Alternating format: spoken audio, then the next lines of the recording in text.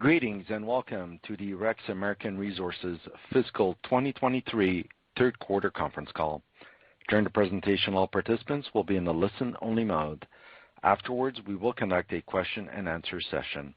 At that time, if you have a question, please press the 1 followed by the 4 on your telephone. If at any time during the conference you need to reach an operator, please press star 0. I would now like to turn the conference over to Mr. Doug Bruggeman, Chief Financial Officer. Please go ahead. Good morning, and thank you for joining Rex American Resources Fiscal 2023 Third Quarter Conference Call. We'll get to our presentation and comments momentarily, as well as your question and answer session. But first, I'll review the safe harbor disclosure. In addition to historical facts or statements of current conditions, today's conference call contains forward-looking statements that involve risk and uncertainties within meanings of the Private Securities Litigation Reform Act of 1995. Such forward-looking statements reflect the company's current expectations and beliefs, but are not guarantees of future performance. As such, actual results may vary materially from expectations. The risk and uncertainties associated with the forward-looking statements are described in today's news announcement and in the company's filings with the Securities and Exchange Commission, including the company's reports on Form 10-K and 10-Q. Rex American Resources assumes no obligation to publicly update or revise any forward-looking statements. I have joining me on the call today Stuart Rose, Executive Chairman of the Board, and Zafar Rizvi, Chief Executive Officer. I'll first review our financial performance and then turn the call over to Stuart for his comments. We are very pleased to report these record net income and earnings per share quarterly results.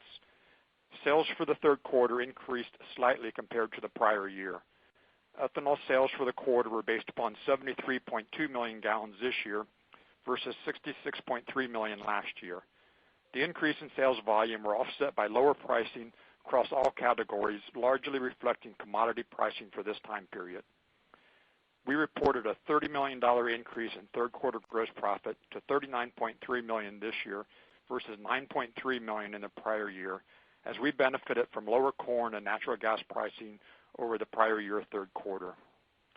SG&A increased for the third quarter from $5.8 million to $7.6 million, primarily due to incentive compensation linked to the large increase in earnings.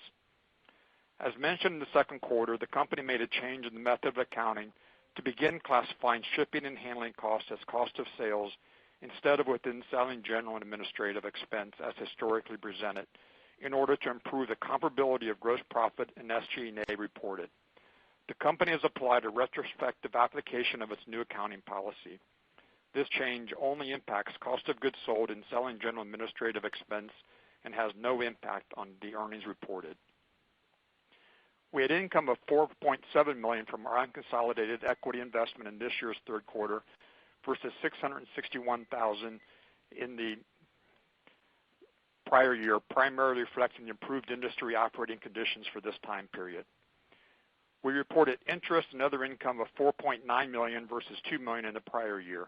The increase primarily reflects increased interest rates as well as $862,000 from COVID relief grants received from the USDA during this quarter. Income before income taxes and non-controlling interest was $41.3 million for the third quarter, compared with $6.1 million in the comparable year-ago period. We reported a tax provision of $9.6 million versus a provision of $1.2 million in the prior year. These factors led to net income attributable to Rex shareholders of $26.1 million for this year versus $3.2 million in the prior year's third quarter. Net income per share attributable to Rex shareholders was an all-time record, $1.49 for this year's third quarter versus 18 cents in the prior year. Stuart, and I'll turn the call over to you. Thank you, Doug. Going forward, the business has continued to be strong, and we expect our fourth quarter to be significantly better than last year's corresponding quarter.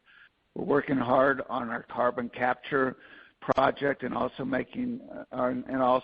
are increasing the capacity of our One Earth plant. Zafar will discuss the ethanol business and carbon capture business in his segment.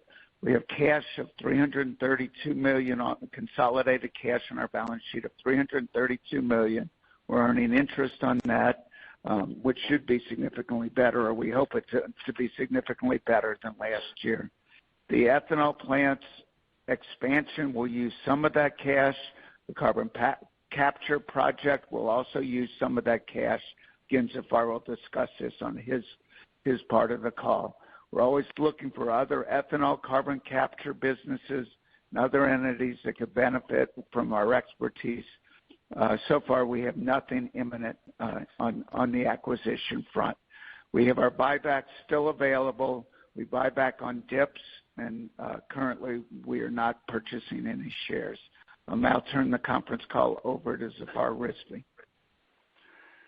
Thank you, Stuart. Good morning, and thank you for joining us today for the third quarter earnings call. As Stuart and Doug previously mentioned, our team successfully capitalized the opportunity in the commodity market and were able to achieve the best result in the history of the company. We have seen some decline in the crush margin in the fourth quarter compared to the third quarter, but we believe we still be able to achieve significantly better results in comparison to last year's fourth quarter. According to the EIA November 29th report, ethanol stock and production dropped during the week. We have also seen natural gas price drop considerably, which has a positive impact on our financial results. The November 9, 2023 USDA report shows an expected output of 15.23 billion bushels of corn, second highest on the record, and 174.9 bushel per acre yield for the year 2023-24. We are pleased the corn yield in Marion, South Dakota this year is estimated at 152 bushels per acre compared to 132 bushels last year.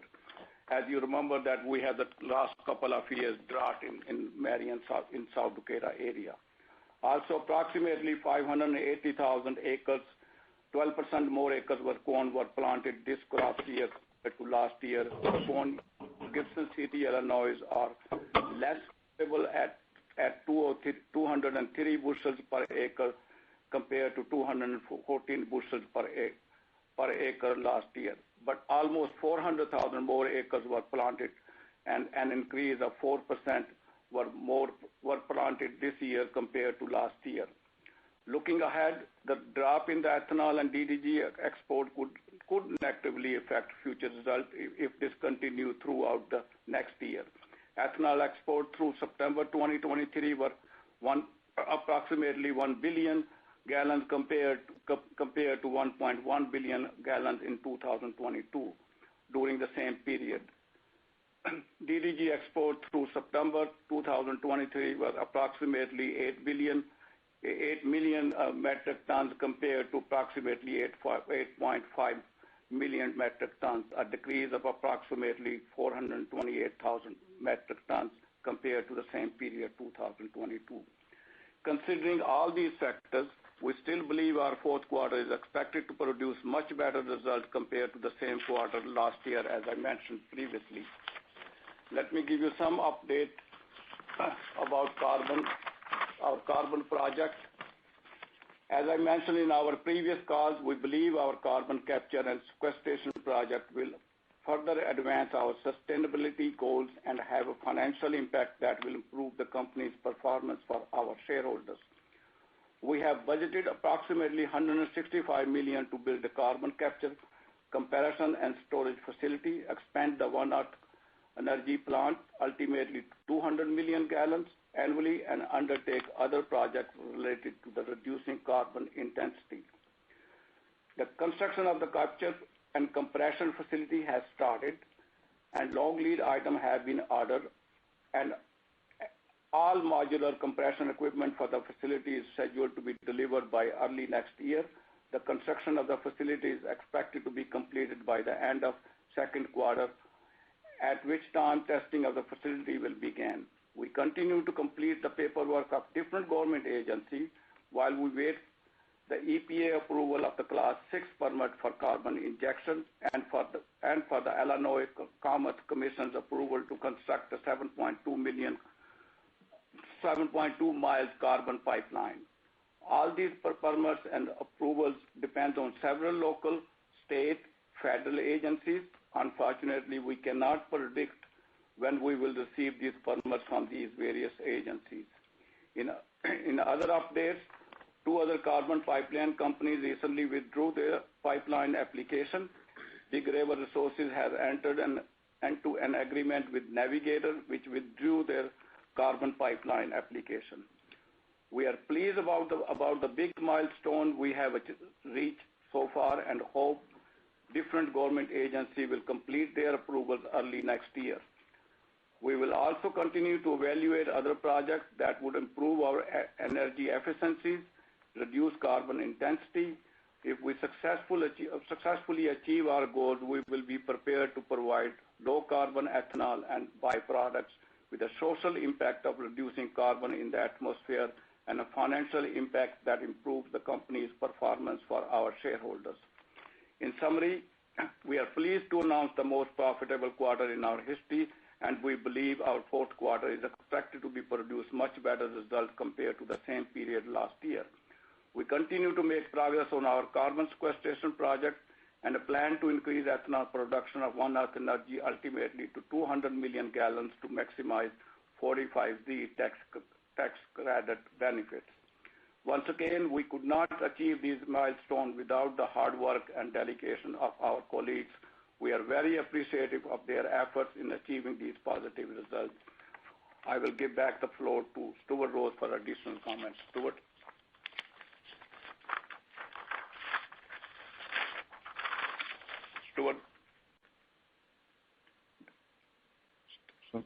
In conclusion, we completed the best quarter in our 39-year history as a public company. We drastically outperformed the industry. As Elon Musk said, as he said yesterday, for people who are listening to his conference call, the difference, he has no patents, or his patents are all open patents. We have no super patent or anything like that. But we better execute than our competitors, and our people are the real reason for that. They're the best people. We feel we have the best people in the industry. We feel that they know what they're doing. In carbon capture, for example, everyone else has these big pie-in-the-sky projects. We focused on a project that we believe is very doable, and at the moment, I believe we're in the lead in the ethanol business. In our carbon capture project, it's ahead of any other carbon capture project that I know of in the ethanol business, other than our ADM, which was done long ago. So we're, again, going to show we believe that execution is way more important than anything else. We feel we're better at that than anyone else. So I said earlier, we feel we know we have good plants. We know we have good locations, but the most important thing we have is good people, and our people are just terrific, and they get all the credit for this quarter. It's just a terrific job, and they deserve it. I'll now leave the forum open for questions. Thank you. If you would like to register a question, please press the 1-4 on your telephone. You will hear a 3-tone prompt to acknowledge your request. If your question has been answered and you would like to withdraw your registration, please press the 1 followed by the 3. One moment, please, for the first question. Our first question comes from Jordan Levy with Truist Securities. Please proceed. Hey, guys. It's Henry on for Jordan here. Congrats firstly on the quarter. To start off, I know you mentioned the 2Q date before. I just wondering if you have any more color on some of the different benchmarks, both on the construction side and then from the EPA around the CCS bill that we should be looking for over the next 12 to 18 months. I'll take that. As far as concerned about the EPA, I think it's under technical review. They have, and we have no idea how long that technical review will take. But as far as construction of the facility is already started, as I mentioned previously, and the modular unit, which will be arriving in February, and we believe that our facility will be completed by July 31st or earlier. That does not awesome. mean we'll Thank be in that. business July 31st. It may take a little longer because we still may be waiting for permits. That I still think the possibly construction will could be be an completed. issue. the construction of the facility will be completed, but we cannot operate unless we receive the EPA permit and pipeline permits, which I mentioned earlier. But as far as concerned, the compressor facility will be completed. Awesome. Thank you. And then just looking ahead to next year, how are you guys looking at the ethanol landscape shaping up kind of compared to this year? And have you guys started having conversations with any of the nearby operators on potential carbon offtake, given kind of where you're at, your advanced timeline for your current carbon capture projects? Zafar? I'm sorry. Could you repeat that question again? I'm not sure what exactly you're asking, please. Just a quick one on kind of the ethanol landscape, how you're seeing that shaping up for next year. And then just anything you have on any conversations, if you have begun having them with nearby operators for a potential carbon offtake, given where you're at with the CCS build-out. I think as far as concerned ethanol, looking forward, as I mentioned, that we are in a commodity business. I think it's very hard to predict more than even a couple of months or 3 months. So at this stage, I really cannot predict what happened with the commodity market, and it's changed every single day or every month. But when we're going to see any opportunity, we will be there to materialize that. So I really cannot predict what happened next year. But I can, as I mentioned, the fourth quarter, certainly we believe that it will be much better than last year's same fourth quarter. But as far as concerned about the carbon, I think once we complete the facilities, that will be probably by the end of 2025. At that time, we will see exactly that if there is other sources of the carbon is available from anybody else. Otherwise, our expansion of the ethanol facility will be a very feasible project with using 45Z and even 45Q. Return on investment is much higher than we expect. Thank you. One thing on your question, I think you probably realize you've been following our stock for a long time. Zafar and his team have proven quarter after quarter after quarter that they know the commodity business and are really good at it. Other people, with all their futures contracts and the big floors of commodity traders and everything, they have drastically underperformed what Zafar and his team have done. And there's no reason, if it's happened in the past, there's no guarantees it's going to happen in the future. But when you look at that team and what they have done, I think you have to say that we know this business and that we're better, again, as I said in my call, better executing than everyone else. And again, on the carbon capture, we hope to have it completed with permits by the end of next year, which would be with 45Z a huge addition potentially to earnings per share. So we'll see what happens, and that's the thing that we are putting, Zafar and his team is putting in the growth area the most efforts into. And again, if he does that, if they do that like they've done ethanol business, we're in really good shape. Yeah, and I add to that, since we are increasing our production to 200 million gallons.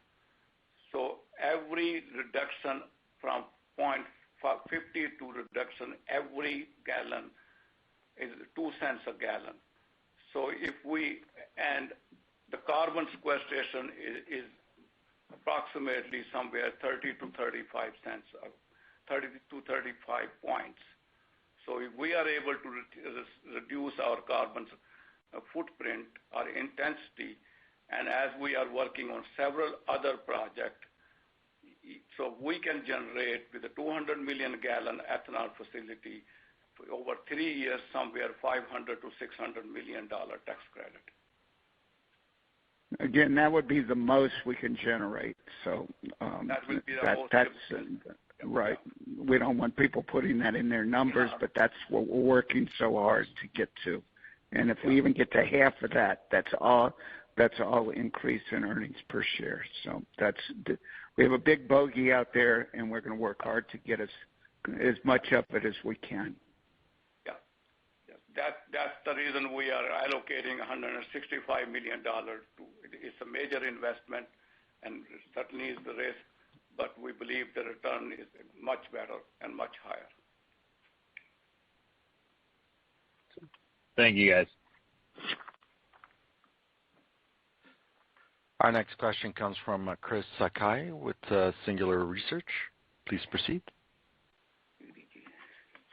Hi, good morning. Just a question on where are you seeing the most demand for ethanol? Where we see the most demand in ethanol, you mean the export side? Right. I think the mostly right now we have seen Canada, and we have recently see the United Kingdom, Netherlands, South Korea, Colombia. So those are the top 5. We have seen some India also. So certainly is a lot of these countries are importing. So Canada is always on number 1. Okay, great. How are you guys seeing the price of corn and dried distillers grain and modified distillers grain heading into the next quarter? I think the corn is generally speaking, as you can see, that's trading about $4. Yesterday it was $4.49, and today is some increase. So I think that, as I mentioned previously, in the South Dakota area, certainly we have seen some minus basis, and we have seen some basis in overall in Illinois has gone up a little bit. We have seen basis in Minneapolis and some other part where it was not as good production as it compared to last year is plus basis, but otherwise most of the area is the minus basis. And what about the price of natural gas as we head into the winter? The natural gas price has considerably dropped, as I mentioned, that we have seen that it's less than a $5 for January, February, and we have seen that about for March as low as $2.56 or $2.67. So that will be a major impact, as I mentioned that in my previous prepared remarks, that we have seen the drop in natural gas pricing. Okay, great. Thanks.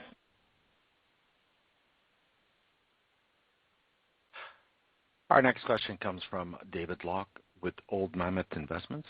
Please proceed. Hey guys, how you doing? Good. Hey, first off, I'd really like to thank you guys for taking questions. There are some teams out there that seem sort of afraid to take questions from their investors in a public forum. So thanks for your time and your candor in doing this. Thank you. Thank you for asking questions. So my first question is, like, the industry overall has been beset by a ton of operational problems the last few months, explosions, fires, et cetera. To what extent has that contributed to the good financial margin environment for the last half year or so? And how have you guys managed to sidestep all of that? And relatedly, how old are your plants relative to industry average? We have some of the newest plants in the industry. They're under 10 years old. Some of these older plants just should be shut down, to be honest with you. The fires and all that stuff maybe helped us a little bit.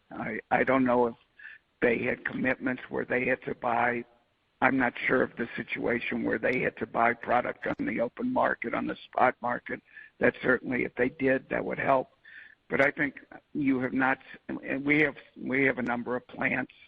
Some we only own a small part of, but we have many plants, and these are all newer plants. In the beginning, we made a decision to go with the best builder and the best plants, and I don't know of any.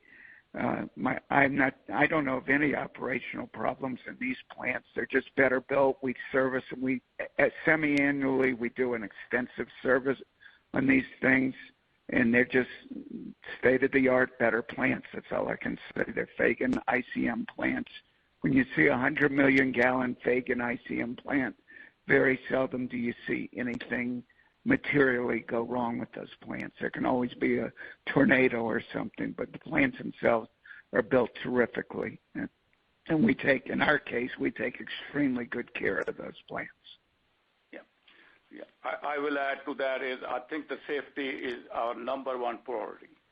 We always review that every month, the safety procedure. God forgive anything can happen to anybody, but we are making sure all the safety procedures are followed and drills are happening and other very closely monitored the safety things. And as Stuart mentioned, there's a couple of plants which happened that thing. I think if you ring, there's one plant happened in South Dakota that was about only 70 million gallon plant that was shut down for a while. ADM plants were shut down for maybe a couple of weeks or more.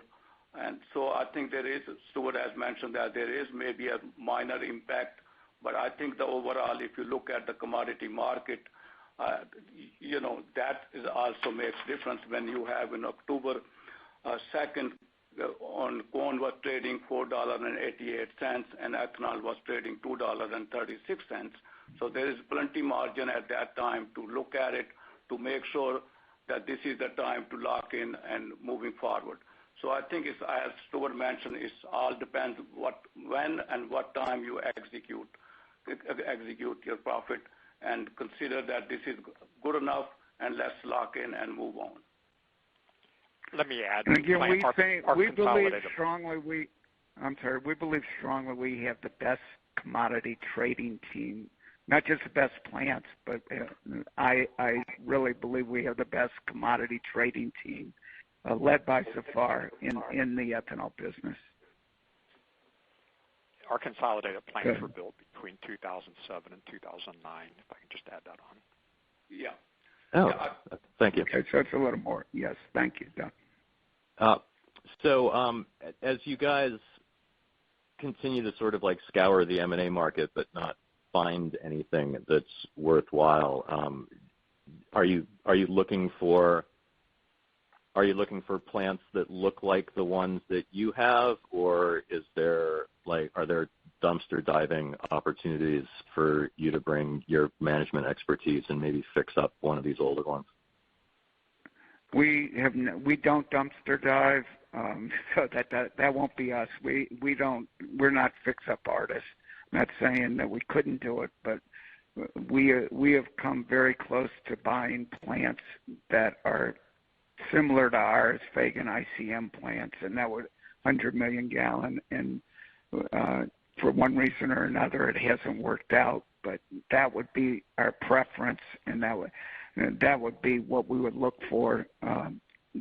Unfortunately or fortunately, whatever you want to say, most of those plants are doing really, really well, and the price has gone very, very much up on those plants. So I don't see anything coming imminently. But in this industry, you never know what might happen. Okay. How do you guys feel generally about the broad supply-demand environment for ethanol right now? I mean, we've been oversupplied for the better part of a decade and a half, it feels like, although we've had sort of just consistently decent margins all year this year with some really high ones over the summer and early fall. So, have we finally managed to make it to balance with a little bit of increased demand and some supply coming offline? I think. Go ahead, Stuart. You want to say? I was going to say, my opinion, it's a commodity, and what'll happen is there'll be one way or another. We're expanding our plants. There always, if it does continue this demand, there will be some expansion, and then the supply will keep up with it. But we have hopes as an industry and it may or may not happen. The government has given a lot of support to it happening, of supplying things like jet fuel. We also have hopes of being a very, very low carbon fuel, which creates demand for our fuel, in addition to what it is now across the country. And there are more and more pumps. I see them in Dayton. I see them around the country, more and more pumps that are greater than 10% ethanol. And cars today that are manufactured today can run on 15% ethanol. So then that would be a 50% increase, and the gas stations make more money on 15% ethanol. So they have incentives. So there's hopes that that'll increase demand. So to answer your question, it's a commodity business, but a lot of things are moving in our direction. Okay. And then my last question is on the pipeline in Illinois. Do you guys need any eminent domain rulings to make that happen? And it seems like there have been some problems in Iowa recently with that, and the clown show Vivek is sort of like actually campaigning in Iowa about that whole issue. So I'm just sort of curious what the gating items are for getting that installed. Yeah, I can answer that a little bit. I think if you look at the Illinois law is clearly state, regardless of we plan to use it or not, eminent domain. But regarding the pipeline, Illinois law clearly states that we can use eminent domain. But as far as our attention, we at this stage, we do not believe that we have to use eminent domains because we have approximately 4 miles pipeline to the well number 1, and by the time we reach to well number 2 and 3, the last well is only 7.2 miles pipeline. And so we may have some difficulties, we do not know, but as far as concerned, which we have preliminary indication which we have, we do not believe that we will be using any eminent domain. But the law is still there, exist, and in case of we have no choice whatsoever, that maybe we consider, but that's not what our attention is at this stage. And keep in mind, as Zafar just said, we're only going 4 miles, and it's a lot of that 4 miles is overland, farmland, where we're helping the people that we're dealing with for these 4 miles are selling their corn to us. So, and some of them are shareholders, I believe. So they have a big incentive to make this happen because in both cases, they're better off having us do well, and they'll do well. And it's been a great partnership for many, many years, as Doug said, since at least 2009. So they've done good for us, I believe. I know we've done good for them. And it's not you're thinking, when you think of these other pipelines in Iowa, they're going hundreds of miles. We're going 4 miles. So we don't think it's going to be any issue. If it is, Illinois law backs us up, but we don't believe it'll be an issue at this time. Yeah, exactly. And I think Stuart is exactly right. As you mentioned, that people are going out there to protest. As you know, that can happen. We cannot stop them. That's their opinion. And there certainly is same people go almost every state in Illinois, in Iowa, South Dakota, and that's their, that's what the values they think they have, but as far as we're concerned, we continue to concentrate what we have to provide and what we have to do. Okay, thanks a bunch for the clarification and nuance on that. That's all I've got, and thanks for another excellent quarter, and congratulations on kicking everybody's butt. Thanks for the questions. Mr. Rose, there are no further questions at this time. I will now turn the call back to you. Well, we'd like to thank everyone for listening, and we'll look forward to talking to you at the end of the next quarter. Thank you. Bye. Thanks. That does conclude the conference call for today. We thank you for your participation and ask that you please disconnect your line.